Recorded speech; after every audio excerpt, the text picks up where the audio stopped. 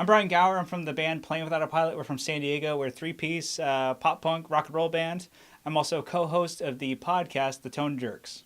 My typical rig is usually, well, I'll start off with the guitar. So this is my main guitar that I gig with. It's a lot of, it looks pretty simple, and it was meant to be that. But it's very much a gigging guitar. So it's a Les Paul Jr. With a humbucker in there. It has a single volume knob. It has the Evertune bridge, so it'll help keep in tune, stay in tune during a whole set. And then it has locking tuners, so in case I ever need to change strings really quick. On the go, it'll do that. So this is my main thing. And this is usually going into, I have a more extensive pedal board. It's like a PT3, and it's pretty big. And I run a Fractal FX8 that I run in 4-cable method. And I run that with different types of amps, such as like a rock reverb. I run JCMs. I'm able to put it in front of AC30s, 8030s, all that type of stuff. So it's a very extensive like rig, but it's also very big. I can't, I don't want to bring that everywhere. So sometimes I want to scale it back. Sometimes I want to, keep it a little simple. So here we have a Pedaltrain Nano Plus board, just 5 pedals, easygoing, super simple. So I'll run you through the chain here. So we have a Polytune 2, the mini one, and this is like tuner, obviously you know what that does.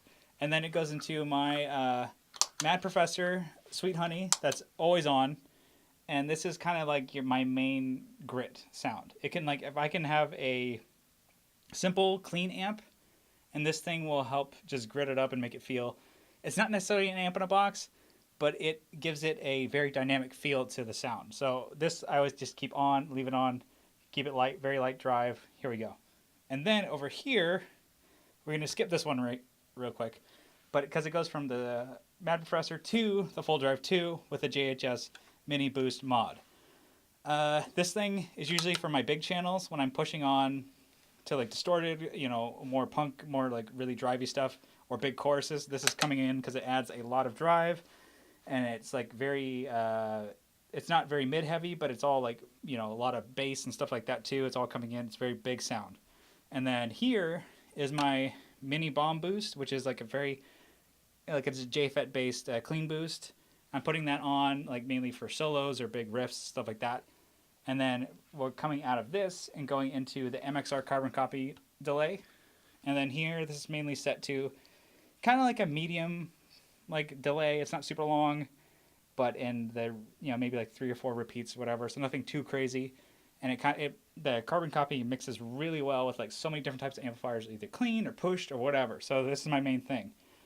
And then the reason why I have the Carbon Copy over here and I have these barefoot buttons on is because when I want to be able to click both the boost and the delay on at the same time for solos. It'll make a big thing if I have, these two running and I'm, going through, and then it goes to like the solo part of it or the main crazy riff part of it, kicking both these on, enable like my foot just like kind of basically throwing it at them, and they turn them on and off. And then lastly is one of my favorite Boss pedals. It's the one they did with Fender. It's the Fender 63 Reverb. It's a very cool design. It's like, surfy, kind of like, garage rocky type thing. And I kind of leave it on the whole time.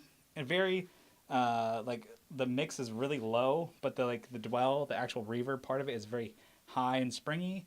It gives you like that, that drip, the bounce, you get from spring reverbs. It gets that, but it's like very light in the mix. So it doesn't get in the way of like chunky chords or loud band and stuff like that, but it really can fill out a room and fill out a sound with that. So this is it's it. It's pretty simple, and I can get a lot of sounds real quick. And we've done tours before where, we've provided our own amplifiers. We've done it to where like we've used backlines before, and this thing I can throw it in front of it, and I know how to get the sound that I want from kind of anything. So it's a good way to keep it simple.